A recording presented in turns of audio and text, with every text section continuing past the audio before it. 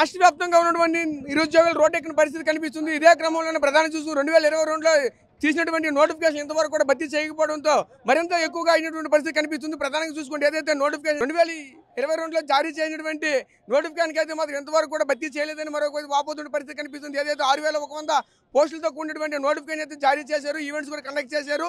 దీనికి సంబంధించిన పూర్తి కార్యాచరణ కూడా ఇంతవరకు రూపుదాల్చట్లేదని కూడా మరొక వైపు అయితే ఆపోతున్న పరిస్థితి కనిపిస్తుంది. ఇదే క్రమంలో మనతో పాటు ఉన్నారు, వాళ్ళతో మాట్లాడి మరిన్ని వివరాలు తెలుసుకునే ప్రయత్నం చేద్దాం. చెప్పండి, అసలు ప్రధానంగా మీ డిమాండ్స్ ఏంటి, అసలు ఏం జరుగుతుంది? సరే, యాక్చువల్లీ ఈ నోటిఫికేషన్ వచ్చేసి గత 3 సంవత్సరాల కిందటి సార్ ఇది 2022 నోటిఫికేషన్ సార్. ఇది 2022లో 5 లక్షల పైన రాయడం జరిగింది. దగ్గర 2020లో నోటిఫికేషన్ ఇస్తే 2023లో ప్రిలిమ్స్ పెట్టారు. 2023 అయిపోయింది.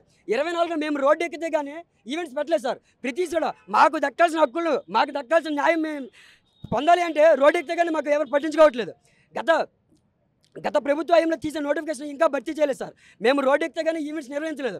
2024 చివరిలో ఈవెంట్స్ నిర్వహించడం జరిగింది. 2020 జనవరితో కంప్లీట్ అయిపోయింది. ఇంతవరకు ఎంతమంది క్వాలిఫై అయ్యారు? ఒక వెబ్ నోట్ రాలేదు. ఎంత కేటగిరీలో ఎంతమంది క్వాలిఫై అయ్యారు? ఓసీ నుంచి ఎంత, బీసీ నుంచి ఎంత, ఎటువంటి ఒక వెబ్ నోట్ రాలేదు సార్. ఇంతవరకు కూడా మెయిన్స్ ఎగ్జామ్ డేటు ఎప్పుడు ప్రకటించలేదు. అదేవిధంగా చూసుకున్నట్లయితే దీంతోపాటు సమానంగా వచ్చే నోటిఫికేషన్ ఎస్ఐ నోటిఫికేషన్ కంప్లీట్ చేయడం జరిగింది సార్. వాళ్ళు ట్రైనింగ్ కంప్లీట్ చేసుకొని విజయవంతంగా వెళ్ళడం జరిగింది. కానీ దాంతోపాటు వచ్చిన కానిస్టేబుల్ నోటిఫికేషన్ మాత్రం ఇంతవరకు కంప్లీట్ చేయకుండా ఇలా కాలయాపన చేస్తూనే ఉన్నారు. 1 కాదు 2 కాదు 3 సంవత్సరాల నుంచి ఇదే జరుగుతుంది సార్. నోటిఫికేషన్ ఇవ్వడం ప్రభుత్వం బాధ్యత, కానీ దాన్ని ఎందుకు కంప్లీట్ చేయట్లేదు అర్థం కావట్లేదు. అదేవిధంగా చూసుకున్నట్లయితే కేసులు సార్, హోంగార్డ్ కేసు ఇది ఇప్పుడు కేసు అయితే కాదు సార్. ఇది 2012లో కేసు సార్. ఇది యాక్చువల్లీ ఇది అప్పుడు గత ప్రభుత్వంలో 2012లో వచ్చేసి కేసు అని వచ్చేసి రద్దు చేస్తే మళ్ళీ దాని రిఫరెన్స్ తీసుకొచ్చేసి ఈ కేసులు మళ్ళీ కోర్టులోకి జతపరచడం జరిగింది సార్. అయితే ఇక్కడ చూసుకున్నట్లయితే సార్, హోంగార్డులు 2000 మంది ఉన్నారు. వాళ్ళకి గత ప్రభుత్వం వచ్చేసి 40% రిజర్వేషన్ ప్రకటించడం జరిగింది. 40% ఒక 2000 క్యాండిడేట్స్కి 40% రిజర్వేషన్ కల్పించేసి ఎంతమంది జనరల్ అభ్యర్థులు ఉన్నారు, ఓసీ క్యాండిడేట్స్ ఉన్నారు. వీళ్ళకని వచ్చేసి ఎటువంటి రిజర్వేషన్ లేక సంవత్సరానికి కొన్ని లక్షల మంది రావడం జరుగుతుంది. అయితే సార్ ఇక్కడ మేము చెప్తుంది ఏంటంటే కోర్టు అని వచ్చేసి ప్రభుత్వం తరపున వచ్చి ఒక లాయర్ని నియమించి మా కోర్టు కేసులన్నీ పరిష్కరించి మాకు మెయిన్స్ ఎగ్జామ్ తక్షణమే నిర్వహించడం మేము డిమాండ్ చేస్తూనే ఉన్నాం సార్. ఎవరు కూడా పట్టించుకోవట్లేదు సార్. మొన్న ఎస్ఐపిఓకి హోంమంత్రి గారు అన్ని దగ్గర రావడం జరిగింది. ఆ రోజు మేము చెప్పడం జరిగింది, మేడం 3 సంవత్సరాల నుంచి మేము ఉంటున్నాం, రూమ్ రెంట్ కట్టలేక, స్టడీ రూమ్లు ఫీజులు కట్టలేక నాన్న తంటాలు పడి ఇక్కడ చదువుతున్నాం మేడం.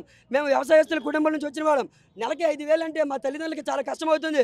అదేవిధంగా కొందరు నా స్నేహితులు జాబులు మానేసి చిన్న జాబులు మానేసి వచ్చేసి ఇటు వదలలేక అటు వెళ్ళలేక, అదేవిధంగా ఆడపిల్లలకు కూడా వాళ్ళ కుటుంబాన్ని వదిలేసి వాళ్ళ చిన్న పిల్లలు వదిలేసి ఇక్కడ చదువుతున్నారు సార్ సంవత్సరాలు పెట్టి.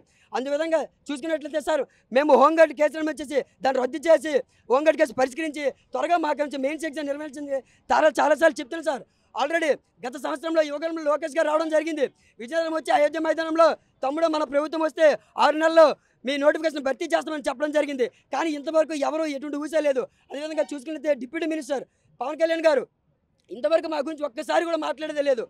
అదేవిధంగా హోమ్ మినిస్టర్ గారు కూడా మేము అడుగుతుంటే మొన్న కదా మెయిన్ ఎగ్జామ్ అయింది, మొన్న కదా వచ్చేసి ఈవెంట్స్ అయింది, అప్పుడే ఎందుకు తొందర అంటున్నారు. మేడం ఇదని వచ్చేసి 3 సంవత్సరాలు బ్యాక్ ఇచ్చిన నోటిఫికేషన్ ఇది.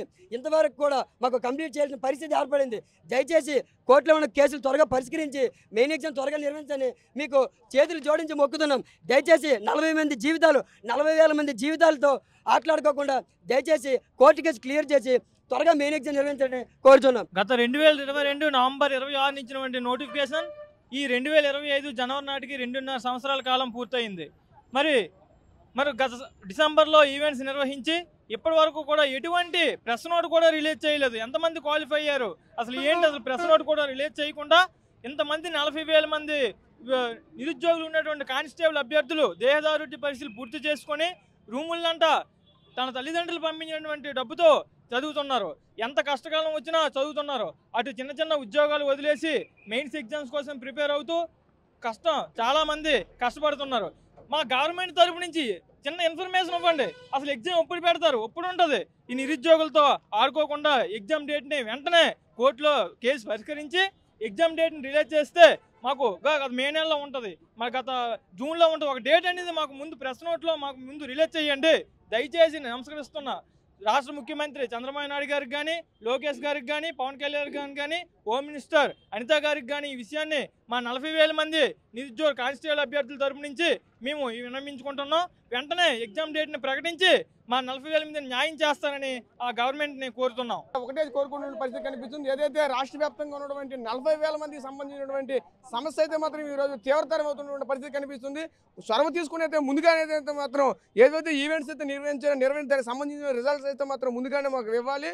దాని తర్వాత కార్యాచరణ అయితే ఏదైతే జరుగుతుందో అంతా కూడా పూర్తి చేయాలని కూడా మరొక చెప్పుకొచ్చిన పరిస్థితి కనిపిస్తున్నాయి. ఏదేమైనా సరే గత ప్రభుత్వంలో చేసినటువంటి నోటిఫికేషన్ ఇంతవరకు కూడా భర్తీ చేయకపోవడం అంతా కూడా చాలా ఇబ్బందికరంగా ఫీల్ అవుతున్నాం. తల్లిదండ్రులు ఇచ్చినటువంటి ఆ సొమ్ముతో మేమైతే బతకలేకపోతున్నామని కూడా మరొక చెప్తున్నారు. ప్రతి ఒక్క విద్యార్థికి కూడా ఈ రోజు లక్షలాది రూపాయలు ఖర్చులు అవుతున్నాయి. ఈ ఖర్చులు అయితే మేము భరించలేకపోతున్నామని కూడా మరొక వైపు అయితే ఆవేదన చేస్తున్న పరిస్థితి కనిపిస్తున్నాయి. కెమెరా పర్సన్ నాయుడుతో రాజేష్, RTV, విజయనగరం నుంచి. మరిన్ని వీడియోస్ కోసం ఛానల్ ని సబ్స్క్రైబ్ చేయండి. లేటెస్ట్ అప్డేట్స్ కోసం వాట్సాప్ ఛానల్ ని ఫాలో అవ్వండి. ఆ లింక్ డిస్క్రిప్షన్ లో ఉంది.